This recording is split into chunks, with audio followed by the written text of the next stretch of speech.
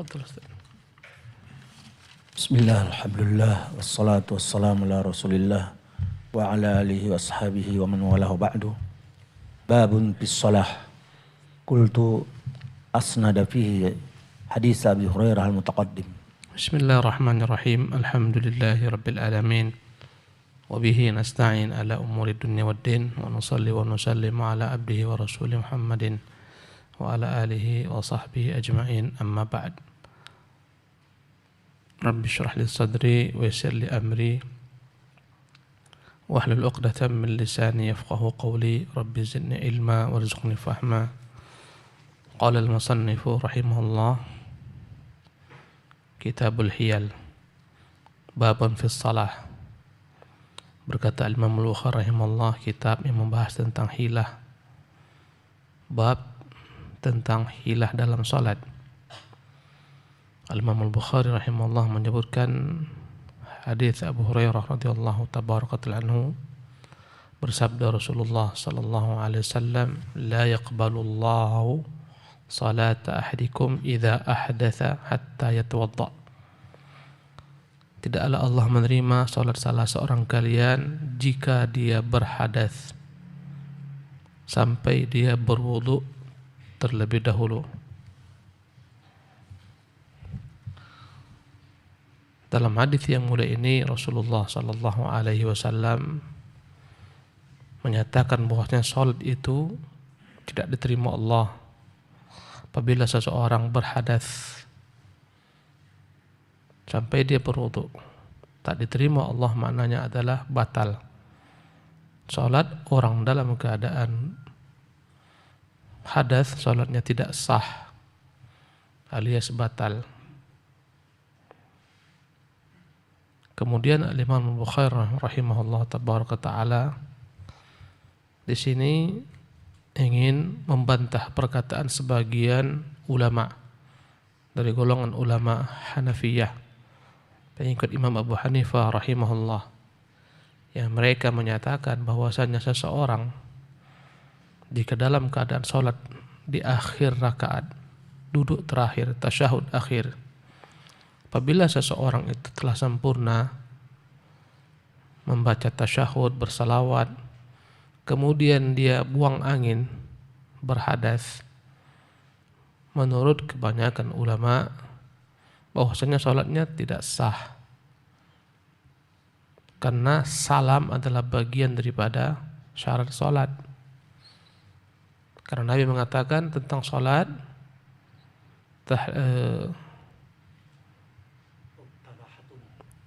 Nabi yang mulia SAW menceritakan tentang salat bahwasanya tahrimuha at-takbir, bahwasanya salat itu masuk ke dalam ibadah salat, haram melakukan apapun segala sesuatu perbuatan dalam salat dengan takbir, yang kita menyebutnya dengan takbiratul ihram. Wa tahliluha at-taslim, dan salat itu menjadi halal untuk mengerjakan apapun perbuatan selain daripada salat dengan salam. Karena itulah ulama mengatakan salam itu bagian daripada salat, rukun salat. Apabila seseorang selesai tasyahud belum salam dan dia buang angin, batal salatnya menurut kebanyakan ulama. Adapun menurut ulama Hanafiyah, mereka mengatakan bahwasanya salam itu bukan rukun daripada salat, dia hanyalah kewajiban salat. Apabila seseorang itu buang angin dan dia telah selesai melaksanakan ibadah salat kecuali salam, katanya salatnya sah. Karena dia memutus salatnya dengan buang angin. Putuslah salatnya dengan buang angin. Adapun ulama lain mengatakan tidak sah salatnya.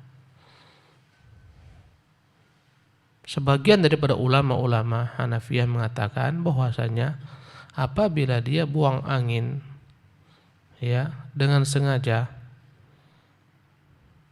maka dia pergi berwudu, setelah itu kembali pada posisi mau salam, kemudian salam, salatnya sah.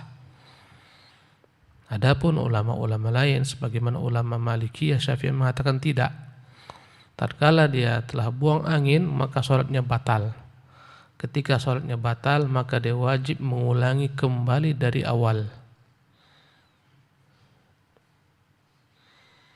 Adapun kaitan babun fi shalah dimasukkan ke dalam kitabul hilah, bahwasanya jangan sampai seseorang itu telah batal wudunya namun tetap memaksakan sholat bersama manusia karena malu dan semacamnya, padahal dia tahu dia telah berhadas.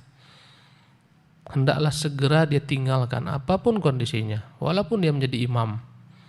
Qadarallah di tengah jalan buang anginnya tak bersuara, malu dia membatalkan sholat sebagai imam, batal sholat, buang angin, maka tetap dia melaksanakan sholat.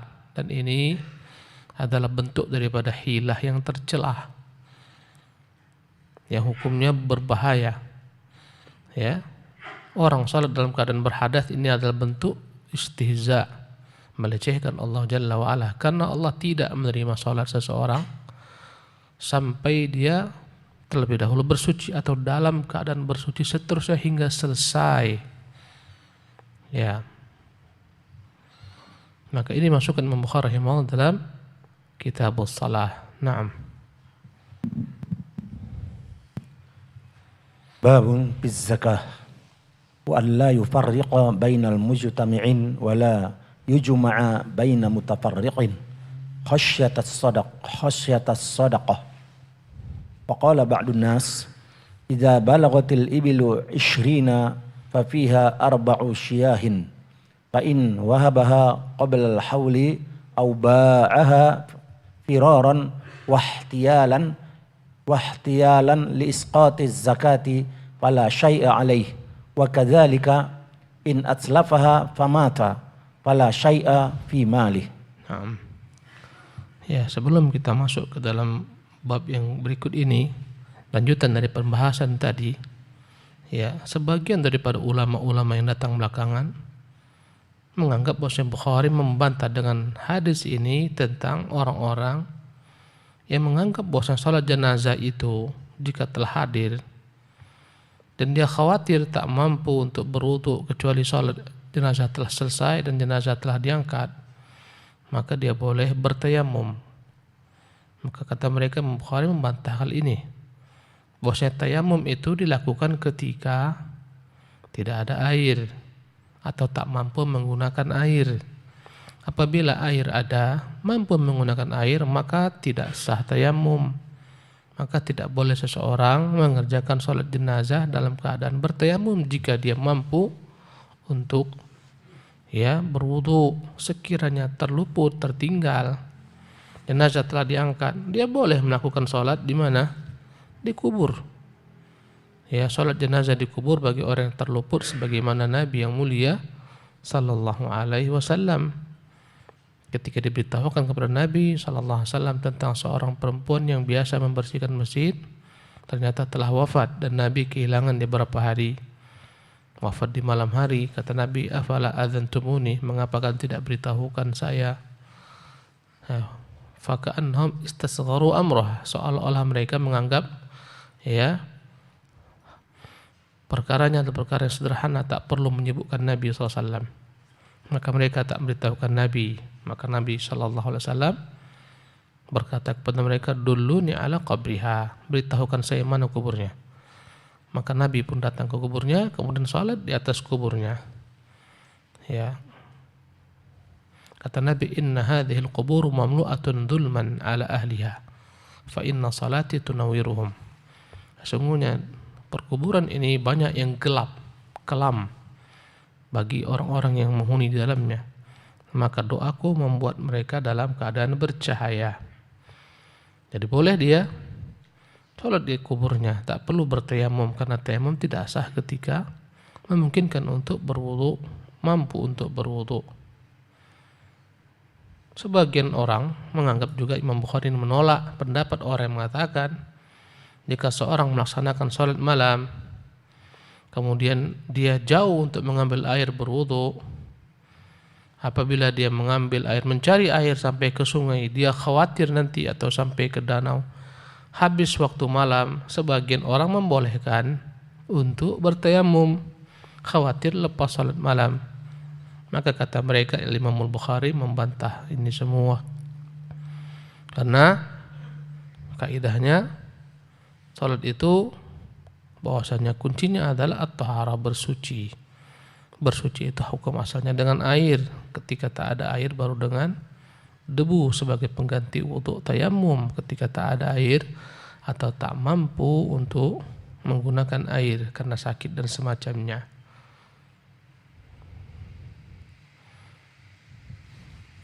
Nah, adapun bab berikutnya, babun fiz zakati. Babun al-hilatu fiz zakah, bab tentang hilah atau berkilah dalam membayar zakat. Tadi dalam salat, sekarang dalam membayar zakat. An Ubaidillah qala haddatsani Nafi'un an Abdullah bin Umar.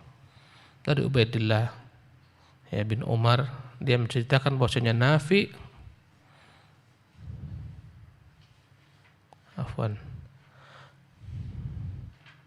babun fi zakati wa an la yufarraqu baina mujtami'in wa la yujma'u baina mutafarriqin khasyata sadaqah. Ya. Tadi lompat ya. Babun fi zakat, bab tentang zakat. Bahwasannya janganlah an la yufarraqu baina mujtami'in. Janganlah dipisahkan kawanan-kawanan daripada binatang ternak yang wajib dizakati. Ya, dipisahkan daripada kumpulannya. Wala yujma'a baina mutafarriqin, jangan pula disatukan. Ya. Disatukan hewan-hewan ini yang berpisah-pisah. Ya, khasyata sadaqah, karena takut wajib terkena zakat padanya. Ini hadis Nabi yang mulia sallallahu alaihi wasallam. Ya. Kata Nabi sallallahu kata Abdullah bin Anas menceritakan ya, bahwasanya Abu Bakar menulis suratnya tentang kewajiban zakat yang diwajibkan Rasulullah SAW. Di antara isi tersebut, wala yujma'u baina mutafarriqin, jangan dikumpulkan daripada ya satuan-satuan hewan yang wajib dizakati. Misalnya, dia ada 2 tempat ya untuk mengembalakan kambing.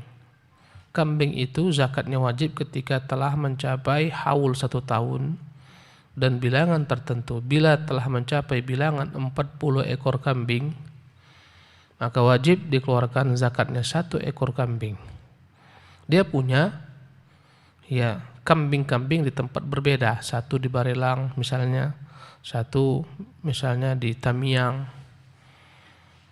Jika ya datang haulnya, seharusnya dia itu wajib mengeluarkan 2 ekor kambing.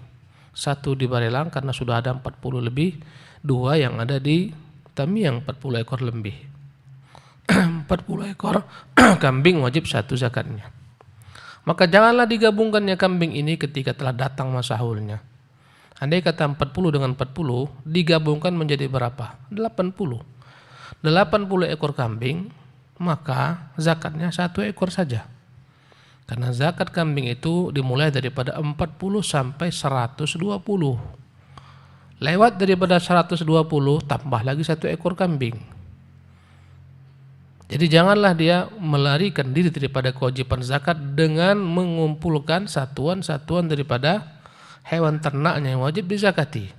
Seharusnya di Tamiang 1, di Barelang 1. Dikumpulkannya ketika telah datang haul, akhirnya dia hanya mengeluarkan 1 kambing yang seharusnya dia keluarkan berapa? 2. Ini adalah bentuk tipu muslihat yang dilarang. yang telah diwajibkan Nabi SAW untuk dikeluarkan, maka dikeluarkan, jangan diakal-akali.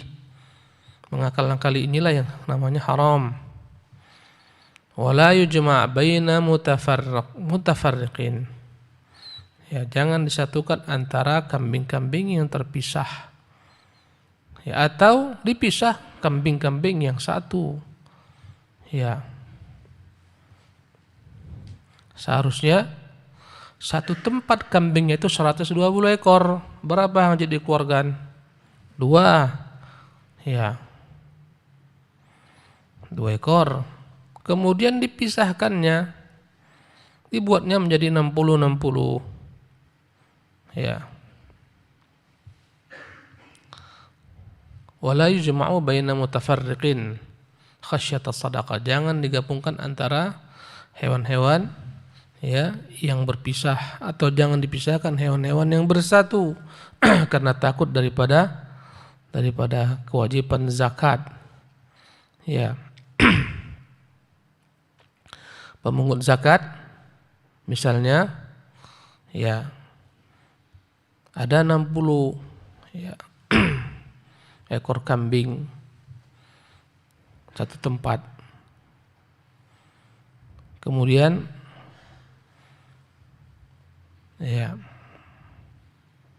dia berusaha untuk memungut zakat ini, seharusnya tak mencapai bilangan nisab. Ya. Misalnya 60 tambah dengan 61. Ya. Andai kata misalnya satu tempat itu ada 121 ekor atau lebih daripada itu. Yang intinya jangan sampai dia memisahkan hewan-hewan ini atau menyatukannya, tujuannya adalah lari daripada zakat. Maka ini adalah merupakan bagian daripada bentuk hilah yang dilarang dalam zakat. Ini adalah perkataan ya Abu Bakar Siddiq yang diambil daripada ketentuan Nabi yang mulia sallallahu alaihi wasallam.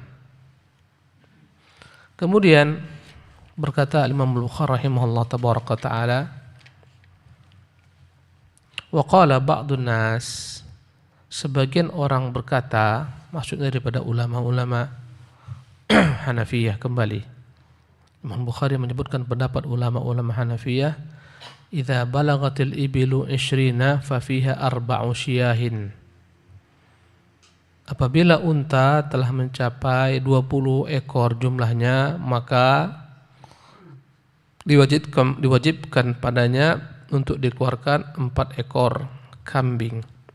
Karena 5 ekor unta, jika ada 5 ekor, 1 kambing zakatnya. Ketika berjumlah 20 ekor, maka dikeluarkanlah 4 ekor kambing.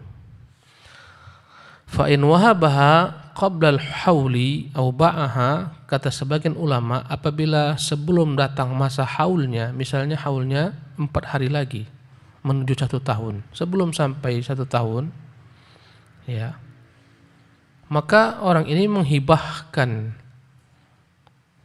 1 ekor untanya, tak jadi 20, jadilah 19. Seharusnya 4, tapi karena ketika 4 hari sebelum haul dia hibahkan, au ba'aha, atau dia jual 1 ekor firaran, karena ingin lari daripada kewajiban zakat 4 ekor kambing, wahtiyalan li isqati zakati, atau memang sengaja berkilah untuk menggugurkan zakat kambing tersebut yang seharusnya 4 menjadi 3, fala syai'a alaih. Menurut ulama-ulama Hanafiyah tidak ada atasnya, fala syai'a alaih, tidak ada kewajiban lain atasnya. Maksudnya tidak mengapa dan tidak berdosa menurut ulama-ulama Hanafiyah, karena dia mengeluarkannya, menghibahkannya atau menjualnya sebelum masa haul itu datang. Karena haulnya 4 hari lagi. Ya, kata ulama-ulama Hanafiyah tak ada masalah sekiranya dia hibahkan, sekiranya dia jual, tak ada masalah karena belum sampai haulnya. Yang tak boleh bagaimana menurut mereka? Yang tak boleh bagi mereka setelah masa 1 tahun penuh, masuk 4 hari berikutnya, ketika itulah wajib dikeluarkan, jangan dijual. Kalau sebelumnya 2 hari, 4 hari, 3 hari, menurut ulama-ulama Hanafiyah tidak mengapa. karena waktunya belum sampai haulnya. Ini menurut ulama-ulama Hanafiyah, fala syai' alaih, tak mengapa bagi mereka.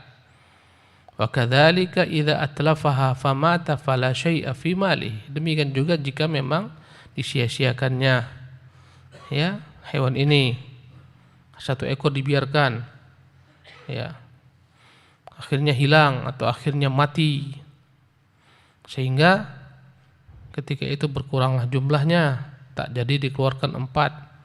Kata mereka, tak mengapa. Fala syai'a alai, tak ada bagi mereka celah ataupun dosa. Ini menurut ulama-ulama Hanafiyah. Ya. Adapun ulama-ulama Malikiyah mengatakan, ulama-ulama lainnya mengatakan dia berdosa dengan niatnya. Ya. Bagaimana menurut mereka? Kata mereka, kata ulama-ulama Malikiyah, apabila telah dia jual, wajib dia mencari kembali 1 ekor unta lain untuk menyempurnakan zakatnya, dikeluarkan 4. Wajib diganti yang dijual, wajib diganti yang dihibahkan, karena dia sengaja lari daripada kewajiban zakat. Ya, maka konsekuensinya dia harus kembalikan, dia beli kembali agar terpenuhi. Ya, 20 ekor unta tersebut dikeluarkan 4 ekor kambing. Ya. Adapun ulama-ulama Hanafiyah mengatakan tidak, karena belum lagi masanya datang, 4 hari lagi sisa waktu, boleh dia jual. Ya. Dan pendapat yang pertama, pendapat yang lebih benar, lebih dekat kepada kebenaran, lebih dekat daripada kehati-hatian. Ya. Karena itulah ulama juga mengharamkan orang yang sengaja safar untuk dapat berjima dengan istrinya di siang Ramadan, berdosa dengan niatnya. Ya, atau sengaja safar untuk berbuka puasa, dia berdosa dengan niatnya. Ya. Allahu tabaraka wa taala a'lam. Naam. Babu fil hilati bin nikah. An Abdullah haddatsani Nafi'u an Abdullah bin Umar radhiyallahu anhu anna Rasulullah sallallahu alaihi wasallam naha 'anil shighar. Qultu li Nafi'in mash-shigharu? Qala yankihu ibnatar rajuli wa yunkihuhu ibnatahu bighairi sadaqin. Wa yankihu ukhtar rajuli wa yunkihuhu ukhtahu bighairi sadaqin. Wa qala ba'dun nas in ihtala hatta tazawwaja 'ala ash-shighari fa huwa jaizun wasyartu batilun. Wa qala bil mut'ati an-nikahu fasidun wasyartu batilun. Wa qala ba'duhum al mut'atu wasyigaru jaizun wasyartu batilun. Qultu asnada fihi haditha alal mutaqaddim. Wa qala ba'dun nas in ihtala hatta tamatta'a fan nikahu fasidun. Wa qala ba'duhum an nikahu jaizun wasyartu batilun. Berkata Imam Bukhari rahimahullah tabaraka ta'ala, babun al-hilatu fin nikah, bab berkhilah dalam pernikahan. Bagaimana ya khilah yang terdapat dalam pernikahan. An Ubaidillah qala haddatsani Nafi' an Abdullah bin Umar radhiyallahu anhu anna Rasulullah sallallahu alaihi wasallam naha 'anil shighar. Dari Ubaidillah, dia mengatakan, memberitahukan kepadaku Nafi' dari Abdullah bin Umar bahwasanya Rasulullah melarang menikah asy-shighar. Qultu li Nafi', berkata Ubaidillah, aku bertanya kepada Imam Nafi', mas-shighar, apa itu nikah asy-shighar? Qala, berkata Nafi' menjelaskan nikah shighar yang dilarang Nabi SAW, yankihu ibnatar rajuli wa yunkihuhu ibnatahu bighairi sadaqin. Seseorang menikahkan, seorang laki-laki menikahi putri seorang laki-laki lain atau sahabatnya. Jadi ada seorang laki-laki A menikahi putri saudara laki-laki, seorang laki-laki B, dengan syarat laki-laki B tadi menikahkan pula putrinya kepada laki-laki A tanpa adanya mahar. Ini nikah syighar. Ya, seorang bapak punya seorang anak perempuan. Ya. Dan laki-laki lain juga punya anak perempuan. Bapak ini ingin menikahi putri daripada laki-laki itu. Maka mereka pun deal. Dia boleh menikahi putri laki-laki itu dengan syarat, ya, laki-laki itu pun menikahi putrinya, seolah-olah barter, bighairi sadaqin, tanpa adanya mahar. Ya, ini adalah nikah syighar yang terlarang. Tak boleh.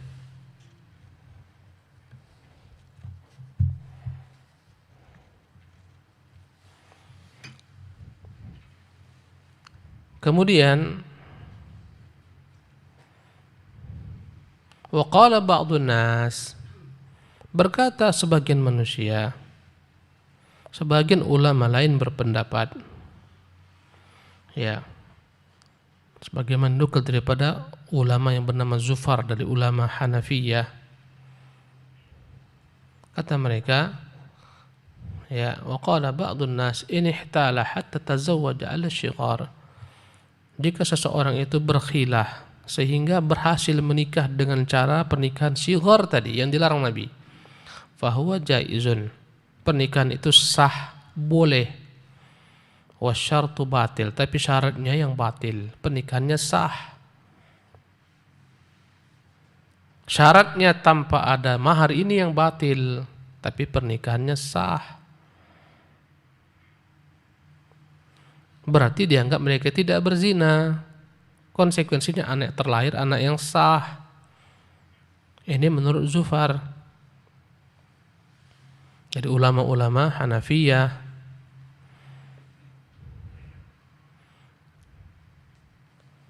Wa qala fil mut'ati, tetapi Zufar membedakan, adapun dalam nikah mut'ah. Apa itu nikah mut'ah? Pernikahan seorang laki-laki dengan perempuan yang dibatasi dengan jangka waktu 1 malam, 1 minggu, 1 tahun, namanya nikah mut'ah. Wa qala fil mut'ati, adapun dalam nikah mut'ah, an-nikahu fasid, nikah ini rusak. Ya. Wa syartu batil, syaratnya pun batil. Dia membedakan antara nikah mut'ah dan nikah syighar. Nikah syighar sah, syaratnya batil.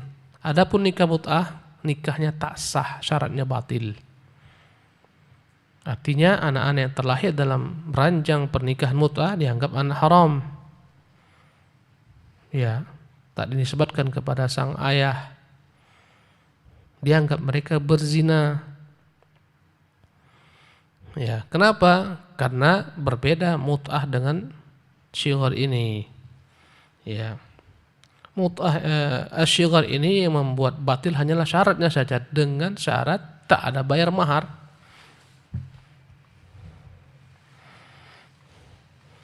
Ya. Adapun mut'ah, hukum asalnya menurut mereka memang pernikahan mut'ah itu tidak sah. Tidak boleh.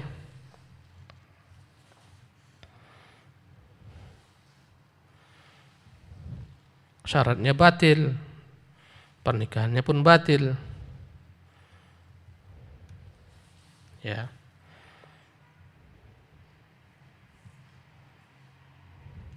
Adapun jumhur mengatakan kedua-duanya pernikahannya batil, pernikahannya tidak sah, karena hal ini dilakukan dengan berhilah yang dilarang dalam agama, dan al-aslu fin nahyi tahrim. Hukum asal larang itu adalah haram, dan haram itu adalah batil. Ya.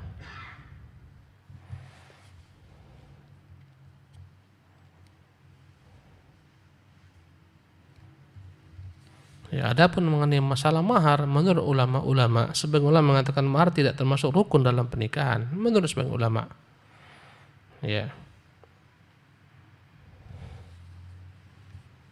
Sebagaimana sebagian ulama membolehkan perempuan menggugurkan maharnya tanpa mahar tetap sah ketika dikatakan saya tak tuntut mahar.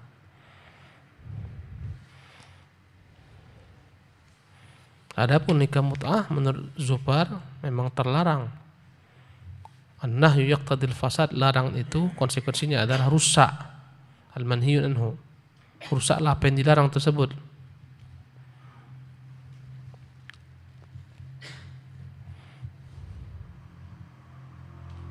Wa qala ba'dhum al-mut'atu wasy-shigharu jaizun wa syartu batil. Sebagian ulama mengatakan tak ada beda antara mut'ah dan syighar. Kedua-duanya adalah nikah yang sah, syaratnya saja yang batil. Dan syarat yang batil ini menurut mereka bisa diperbaiki. Pernikahannya tak usah diulang, diperbaiki saja syaratnya bagi mereka. Bagi jumhur tidak, nikahnya tak sah, diulang dari awal. Kata mereka tidak, syaratnya saja yang batil. Karena itulah syarat saja perbaikin. Andai kata mereka tak memberikan mahar, maka berikan mahar. Andai kata disyaratkan 3 hari, batalkan saja syarat 3 hari. Udah tak ada lagi 3 hari, maka nikahnya menjadi boleh. Ya. Itu bedanya antara jumhur ulama dengan ulama-ulama yang membolehkan nikah syighar ini dan nikah mut'ah. Sebagian mengatakan al-mut'atu wasy-shigharu jaiz. Bahwasanya nikah mut'ah, nikah syighar itu sah pernikahannya. Wasyartu batil, yang batal adalah syaratnya. Dan syarat yang batil ini bisa diperbaiki. Ya. Apabila terjadi jual beli antara satu dengan yang lainnya, misalnya dalam bab jual beli, dibuat syarat yang batil. Misalnya apa? Saya jual rumah ini tapi dengan syarat rumah ini tak boleh kau jual-jual lagi selama-lamanya. Biarkan jadi milikmu. Ini syarat yang batil. Menurut ulama jual belinya sah. Sebagian ulama syaratnya yang batil bisa perbaiki syaratnya. Sebagian ulama mengatakan tidak. Jual belinya tak sah karena syaratnya batil, diulangi lagi akadnya. Itu konsekuensinya. Nah, tafadhal.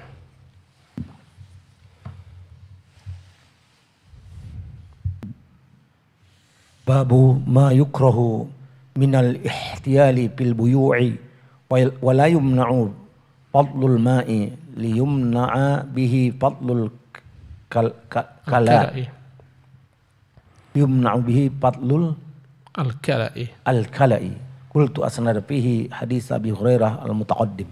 Ya.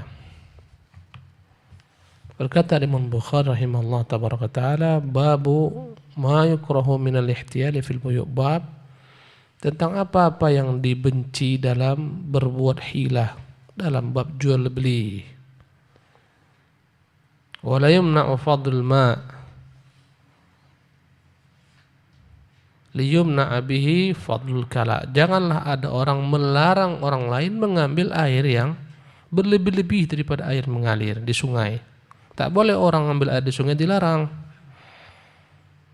Ya. Wala yumna'u fadlul ma', tak boleh air di sungai itu dilarang untuk diambil. Air di laut tak boleh dilarang untuk diambil, karena itu adalah air yang berlebih-lebih. Ya. Atau orang menggali sumur di tepian jalan. Ya. Tak boleh ketika ini lebih daripada kebutuhan hajatnya melarang orang untuk mengambil. Jika dia mengambil sekedar kebutuhannya untuk minumnya, karena airnya berlimpah-limpah. Ya. Kecuali apabila memang orang mengambil air tersebut merugikan dia. Disedot sampai habis, diperjualbelikan, sementara dia yang menggali, ini lain ceritanya. Sekedar minta air berlebih untuk kepentingan dia, boleh-boleh saja dengan izin kalau dia yang menggali. Tapi bila ada mata air, ya satu tempat, danau, sungai, lautan, airnya ini tak boleh orang lain dilarang untuk mengambil. Kata Nabi, an-nasu syuraka'un fi tsalath. Orang-orang itu berserikat memanfaatkan 3 hal. Al-ma'u, ya, wan-naru wal kala'u, api, air, rumputan. Ada orang membakar, ya, kayu-kayu untuk membuat kayu bakar, untuk membakar makanan mereka contohnya. Maka orang minta api, jangan dilarang. Silakan, Pak saya minta apinya sedikit Pak. Diambil misalnya apa? Diambil satu kayu atau dia bawa kayu lain yang kering untuk menghidupkan tempatnya. Maka manusia berserikat dalam 3 hal. Air, api, dan rumputan. Ada padang yang luas, di sana ada rumputan, bukan milik seseorang. Ya. Tapi dia tumbuh liar. Mungkin tanahnya itu tanah orang tapi tumbuh liar. Orang tersebut mungkin tak memanfaatkan tanah tersebut. Dibiarkan begitu saja. Ada rumputan. Rumput itu bukan ditanam, tumbuh sendiri. Tanah itu mungkin sedang tak dipedulikan oleh tuannya, tak ditanami dan semacamnya. Jika ada rumput-rumput liar ini diambil oleh manusia, maka tak mengapa. Ya, selama tidak merusak, selama tidak merugikan. Kalau andai kata merugikan sehingga akhirnya dirugikan karena dia misalnya harus dengan menjebol dindingnya dan segala dan semacamnya, tak boleh. Jadi kata Imam Bukhari rahimahullah, wala yumna'u fadlul ma' liyumna'a bihi fadlul kala. Janganlah dilarang orang mengambil air agar dia tidak terlarang untuk mengambil rumput. Karena rumput dan air semuanya adalah benda-benda yang manusia berserikat padanya. Apabila dia lebih daripada hajat kebutuhan, tidak membahayakan, silahkan. Ya. Berkata Imam Muhallab, al-muradu rajulun kana lahu bi'run wa hawlaha kala'un. Contohnya seorang laki-laki, dia punya sumur. Di sekeliling sumur ini tumbuhlah rumputan. Mubah. Ya.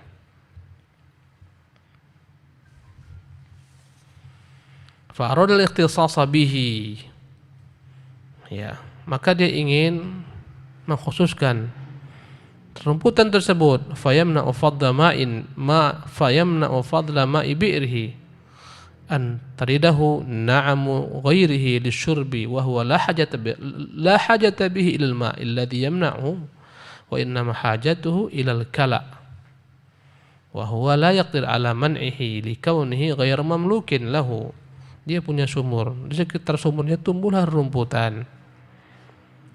Dihalangi orang lain untuk mengambil sedikit daripada air sumur tersebut untuk kebutuhan mereka, padahal airnya melimpah ruah. Tujuannya adalah bukan sumur itu agar orang tidak mendekati tempatnya yang di sekitar tempat tersebut ada rumputan yang tumbuh. Dia ingin rumputan itu menjadi miliknya, padahal tumbuhnya liar, tumbuh sendiri. Fayatawaffar lahul kala. Maka dengan larangan ini orang tak mendekat tempatnya. Orang tak mengambil rumputan sekitar sumur tersebut. Akhirnya dia kuasai rumputan itu. Orang lain tak boleh mengambil. Padahal rumput itu tumbuhnya liar. Bukan di tanahnya. Ya.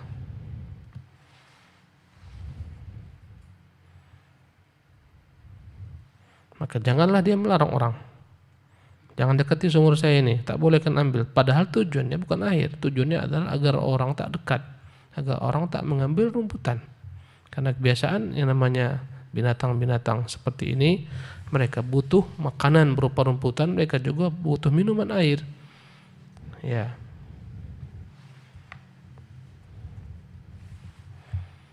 Ini yang diterjemahkan oleh Imam Al-Muhallab. Maka ini adalah merupakan bagian daripada hilah yang dilarang. Ya, dalam agama. Karena akan merugikan orang lain. Wallahu tabaraka ta'ala alam. Kita padakan sampai di sini. Subhanakallah bihamdika asyhadu an la ilaha illa anta astaghfiruka wa atubu ilaik.